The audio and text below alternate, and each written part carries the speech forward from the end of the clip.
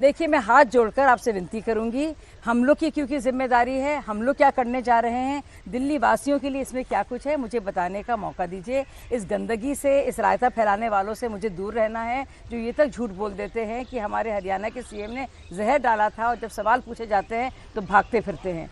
मैं आपको बताना चाहती हूँ दिल्ली वासियों के लिए, ख़ासतौर से हमारे बहुत ही गरीब भाइयों के लिए, कि बाकायदा 100 करोड़ की लागत से भी ज़्यादा की 100 अटल कैंटीन बनाई जाएगी। तो यानी कि जो भी बहुत ही परेशान हमारे गरीब मजलूम भाई हैं, उनके लिए बाकायदा बहुत ही कम राशि में खाना खाने को मिलेगा। ये अपने आप में उन लोगों के लिए बहुत बड़ी बात है, बहुत ज़रूरी बात है। इसके साथ साथ 6000 ज़्यादा बसें, और वो भी इलेक्ट्रिक बसों का इजाफा होगा, वो फ्लीट बढ़ाई जाएगी और आप अगले साल तक इसका आप फ़र्क देखेंगे। इसके अलावा 50,000 सीसीटीवी कैमरा जो बाकायदा लगाए जाएंगे, जिनकी बात नहीं होगी, चर्चा नहीं होगी, लेकिन बाकायदा होंगे, जो मॉनिटर करेंगे कि हमारी बच्चियां, हमारी छोटी बहनें जो है सुरक्षित है, उनकी हिफाजत हो रही है। क्योंकि हमारा जिम्मेदारी है दिल्ली के प्रति, इसलिए मैं ज़्यादा तू मैं नहीं करना चाहती। मुझे लगता है वो तकरार का वक्त खत्म हो गया है, काम करने का वक्त आ गया है और हम करेंगे। आज और भी आप कंपैरिजन करके काम करने की बात करते हैं ना। आज भी बजट सेशन में चर्चा इनकी सरकार की हो रही थी, इनके भ्रष्टाचारों की ही सही, लेकिन चर्चा अरविंद केजरीवाल की हो रही थी। इतनी सीएजी रिपोर्ट आप लेकर आ गए शाजिया जी, क्या कदम उठाए अभी तक, कहाँ तक पहुंची आपकी जांच, क्या किया आपने इनके खिलाफ भ्रष्टाचार पर कार्रवाई करने के लिए? देखिए, हम लोग आम आदमी पार्टी नहीं हैं, हम आपदा नहीं हैं, हम भ्रष्टाचार से लड़ने वालों की तरफ हैं, भ्रष्टाचारी नहीं हैं। तो इसलिए मैं आपको बता दूं, केजरीवाल जी जो वही सीएजी की प्रतियों को ले लेके घूमते थे और कहते थे शीला दीक्षित के खिलाफ हम बाकायदा ना सिर्फ आवाज उठा रहे हैं बल्कि जेल पहुंचाएंगे। 14 मंत्रियों की बात करते थे केंद्र के, अब उनके साथ जो है बाकायदा हाथ में हाथ डालकर और झप्पी पप्पी करते दिखे और बाकायदा वही कांग्रेस वालों ने उनके आंसू पूछे। तो हम लोग ऐसे नहीं हैं। इसीलिए जो सीएजी रिपोर्ट है, जो हमारी सीएजी नहीं है, सीएजी किसी की नहीं है, उन रिपोर्ट्स के आधार पर बार बार बात करेंगे, चाहे आप जितना भी इल्जाम लगाएं कि केजरीवाल की बात आगे कार्रवाई तो बढ़े। बिल्कुल होगी कार्रवाई, हाँ। बिल्कुल होगी कार्रवाई।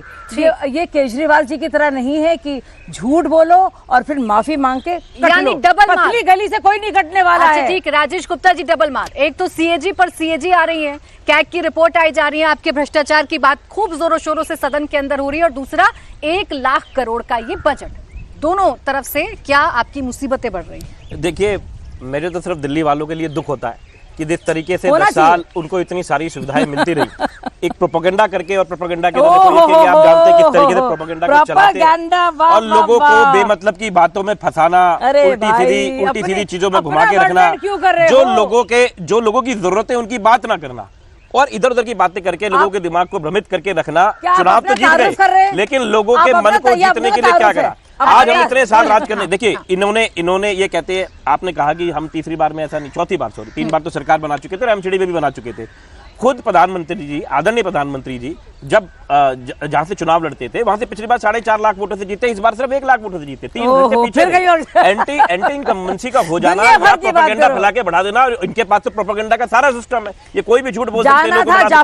उसके बावजूद भी मैं प्लीज आपसे रिक्वेस्ट, एक मिनट, उसके सबके बावजूद भी 2% वोटों का डिफरेंस है। ऐसा नहीं कि लोगों ने एक तरफा हमको हटा दी। इनकी 3 सीटें आई थी दिल्ली के अंदर, 27 साल बाद में वापस आए हैं बेमतलब। इनको चलो बड़ी खुशी हो रही है, इनको शुभकामनाएं, हम तो कह रहे हैं आ गए हैं, 27 साल बाद में मौका मिला है।